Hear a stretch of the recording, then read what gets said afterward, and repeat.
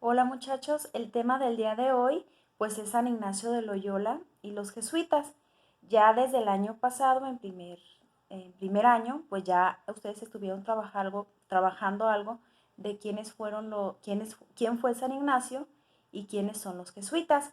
Pero bueno, no está por demás volver a recordar un poquito acerca de la vida de San Ignacio y también de quién era este personaje tan importante para nosotros y también, pues, quiénes son los jesuitas, ¿no? Que ya por ahí también les puse un video para que ustedes lo vieran y tuvieran como más luz en ese aspecto, ¿no? O sea, que conozcan un poquito más o les quede más claro quiénes son los jesuitas. Pues bueno, de manera breve, ustedes saben que San Ignacio de Loyola, pues fue un santo que nació en España, que nació en Azpeitia, nació en un castillo, era una persona económicamente, que estaba muy bien económicamente. Tuvo 11 hermanos, 7 hombres y 4 mujeres. Se dice que fue el más chiquito de los hombres. Imagínense, él a los 16 años quedó huérfano de papá y de mamá, quedó solito. Entonces, pues estuvo a cargo de varias personas. Él estuvo muy cerquita como de la realeza, ¿no? A los 16 años él apenas sabía leer y escribir, pero cuando tuvo un acercamiento con la realeza, que se fue a vivir, con personas que lo estuvieron como orientando y dirigiendo, ¿no? Entonces, él empezó a desarrollar otras habilidades, como la música, la poesía, le encantaban las armas, la lanza, y le gustaba mucho competir en torneos. Él le gustaba mucho ganar, ¿no? Él le gustaba ser el ganador, ganando como siempre, ¿no? Le gustaba que lo vieran, le gustaba que lo vanagloriaran y demás.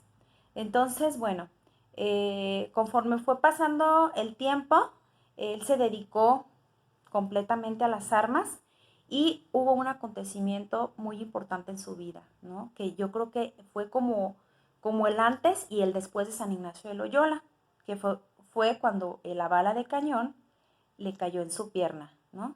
Le golpeó su pierna, que fue pues como en un encuentro de guerra contra los franceses en Pamplona, y él de ahí se va, se lo llevan herido a su casa a Azpeitia a vivir su convalecencia. Se dice que fueron meses, creo que 11 meses los que estuvo él en convalecencia.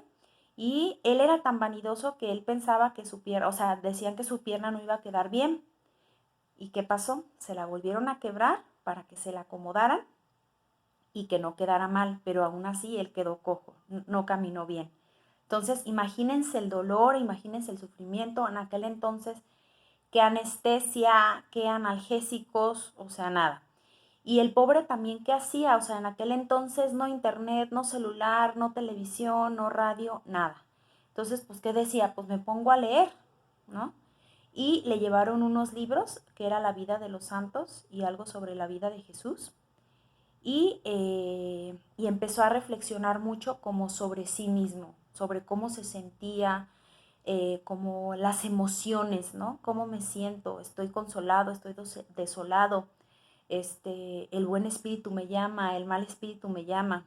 Entonces, bueno, eh, eso fue lo que pasó en ese tiempo de convalecencia.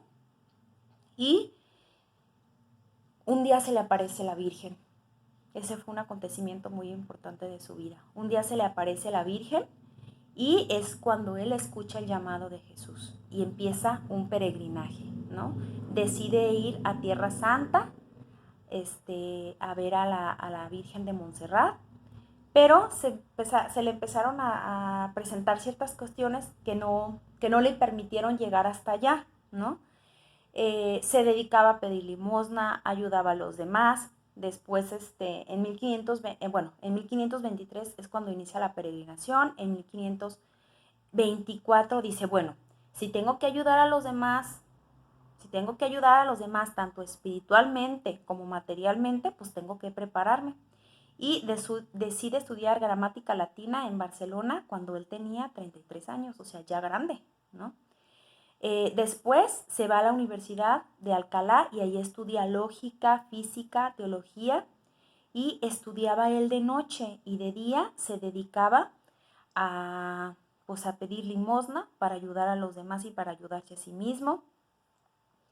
se vivía en un hospicio, instruía a los niños, ayudaba a convertirse a la gente, a que fuera amante de Dios, hacía reuniones espirituales. Y fíjense, en 1534, a los 43 años, él se titula como maestro en artes de la Universidad de París. O sea que era una persona preparada, o sea, a pesar de que la pobreza no es sinónimo de ignorancia, ¿sí? O sea, él vivía en la pobreza, pero él quería estarse preparando para poder ayudar a los demás, ¿no? Yo creo que es algo muy importante de San Ignacio. Después él se pone como malito. En esa época él estaba como muy malito, decaído, y en 1534, bueno, en 1535 le dicen que se vaya a Aspeitia a visitar a su familia. Pero como él ya estaba desprendido de las cosas materiales, él decía que lo importante era lo espiritual, la relación con los demás y no las cosas materiales. Va a visitar a su familia, pero no se queda con su familia, se queda en otro lugar, ¿no? Como más humilde. Paulo III ordena, ordena a los 10 sacerdotes a sus compañeros para hacer, se les ocurre pues hacer la compañía de Jesús. De hecho, el padre en el video menciona que en 1542 es cuando ya formalmente se establece la compañía de Jesús. ¿Por qué el padre menciona esto? Porque el Papa emite una bula en 1540. Una bula es como un documento donde se establece alguna acción o alguna decisión, ¿no? Y en 1540 el Papa Paulo VI decide que está formalmente establecida la Compañía de Jesús. Y bueno, ¿qué pasa con la Compañía de Jesús? Estos sacerdotes que los ordena el Papa Paulo III, toman votos de pobreza, de castidad, de obediencia y de imitar a Dios. Y su primer misión que les dejó el Papa, porque los jesuitas solamente obedecen al Papa, no obedecen a los obispos, no obedecen a los cardenales, solamente obedecen al Papa. Su primer misión fue mandarlos a enseñar a los niños y a los hombres y a las mujeres los mandamientos de Dios, ¿sale? Esa fue su primer misión. Y muchos los mandaron a diferentes países. Los mandaron a Marruecos, a Portugal, a América del Sur, pues en ese entonces ya se había descubierto América, ya había muchos viajes para allá, ¿no? A el Congo, a Etiopía y a Portugal. Pero San Ignacio se quedó en Roma y fue el primer general de la Compañía de Jesús. El general es el encargado y hasta la fecha al encargado de la Compañía de Jesús le llaman general. En 1548, San Ignacio publica los ejercicios espirituales, ¿sí? Que hasta la fecha siguen vigentes. Hasta la fecha hay lugares donde se viven los ejercicios espirituales. Y era una persona afectuosa con los enfermos, asistía material y espiritualmente, asistía de las dos formas a las personas, ¿sí? Los ayudaba económicamente, pero también los ayudaba espiritualmente.